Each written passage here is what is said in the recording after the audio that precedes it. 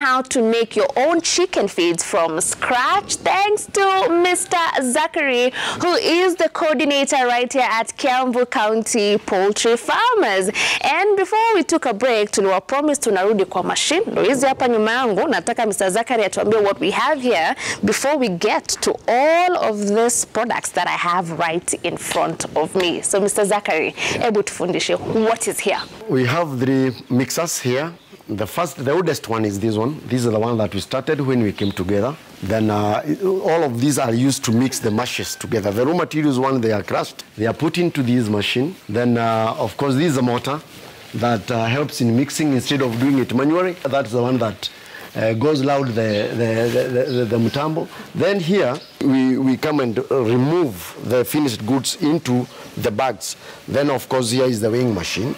This is the one that you set. The operation guy knows if it is 50 kg, he weighs 50 kg, 70 kg, 10 kg, up to 5. So that is the second machinery that we call the mixer, number 2. And the last one, number 3, this is one that we acquired recently. So we have 3 so far. So now that we have understood the machinery, please take us through the raw materials that we have here. Sasa fanya kwanza nilikwambia kwamba lazima ukuwe na mill. Ile mill ni ama tunaita crusher. Your crusher, you cannot just bring maize direct from the shaba, the way it is, and you put it into the chakula. So what we do, we take this maize into the mill, then we crush. The moment you crush, then you get a product that is called the crushed maize. This is what we call jenga. Watu wengi huku wanaijua kama jenga. So these were the one that you put into the mixer now. That is part of the maize, the whole maize and the broken maize. Then when it comes to omena, we have the big sized omena and the smaller sized omena. This one is the big sized omena and the smaller sized omena. So this one, you put them into the milling machine, then you mill, and that it is ready for now for rationing and putting into the mixer. Great. Then of course, back here, you got the sunflower. This is the milled sunflower. Unaona inakaa kama makaa. I don't know why I thought sunflower was going to look yellow. In the farm, it is yellow, but when the seeds are black. Okay. Then no, this one is crushed. This is pressed so that you can remove the fat part of it. So this is a byproduct of sunflower. Then it looks like this. You cannot put it into the complete feeds like this. So once you crush, it becomes mushy, something mush like this. Inaonekana kama tobacco. Lakini sasa this is the right thing to take into the mixer. Then of course there are those things that we buy which are ready. You don't need to crush them again, like the soya. This one's soya milled. This is soya. So this one you don't need to crush it again. That one is ready for that. Then we have something else that is very important in the feeds, but we call them maize jam. This is already crushed. This is maize jam. This one we buy it from the neighboring countries. This maize jam, we make sure that it's totally dry. No, it is not. It doesn't have any moisture. It is totally dry. This one is ready to go to the layers mash and any chicken mash, other than the chick mash, because for chick mash we use another type of maize jam. Then another product that comes fully crushed is the bone meal. This one is byproducts from the bones, animal bones. So this one bones good for calcium and potassium. This one good for that. Then there is the one that readily we get from our own country, from upande wa Mombasa. This is the one that we call lime. This is a brown. Hii ni chumvi ya kuku. Lazima uweke wanyama kitu kama inakaa kama chumvi. This one is called brown lime. Kutoka pande ingine tunapata products like wheat products. This is what we call wheat pollard.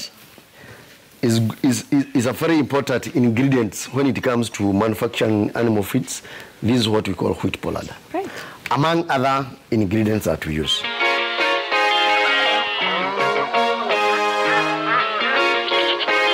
Now Now this storage room, you know, what conditions should I put in place to make sure that my raw materials maintain the quality that they need to have? Kitu ya kwanza ni to make sure that all the cereals, all the products are dry.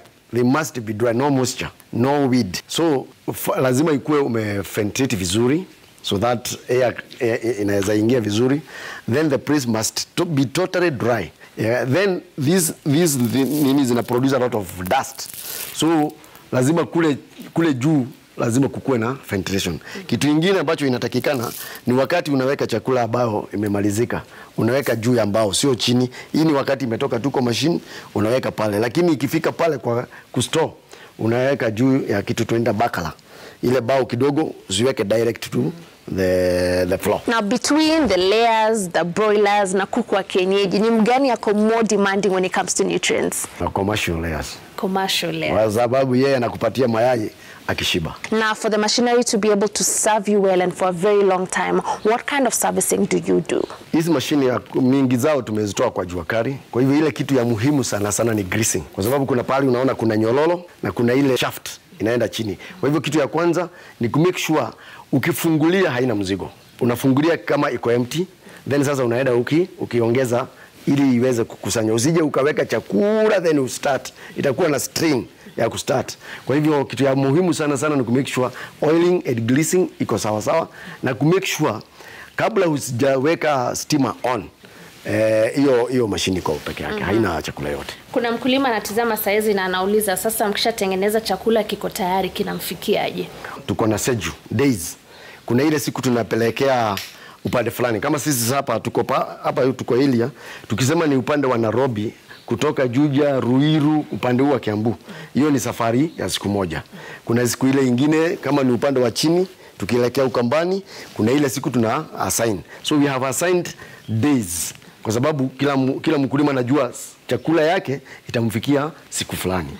Lakini akimaliza bele anaweza piga simu na yapelekewe na kitu na arrangements kuwe zimetengenezwa. So you work with orders? Yes, we work with orders. All right. Now finally, before we get into action and make the actual food, please talk to us about the safety precautions that the people work here need to follow so that we make sure they're safe, considering they're dealing with heavy machinery. Tumekuwa na rank.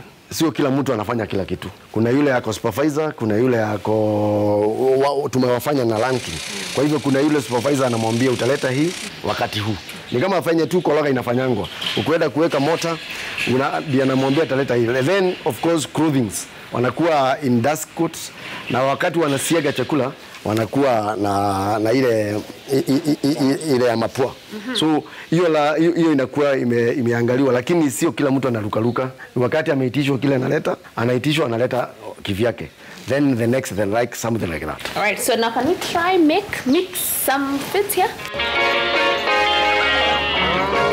Sasa hii unaona hii ni maize. Anaenda akiweka moja. Sasa atakuwa anakuja anaweka hapa. Inaenda juu mpaka kule mwisho. Alafu inarudi. Inateremka hiyo shift. Inaipeleka tena, inaileta tena. Inachukua kama how long? 40 minutes. Ikuwe well mixed.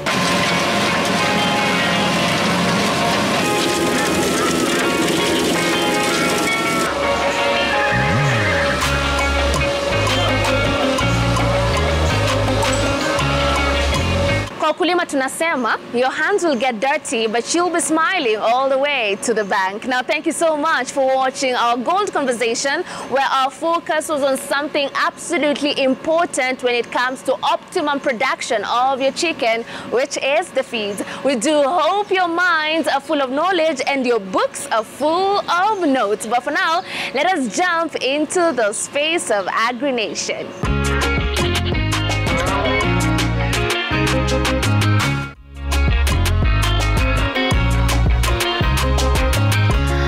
All right, so for every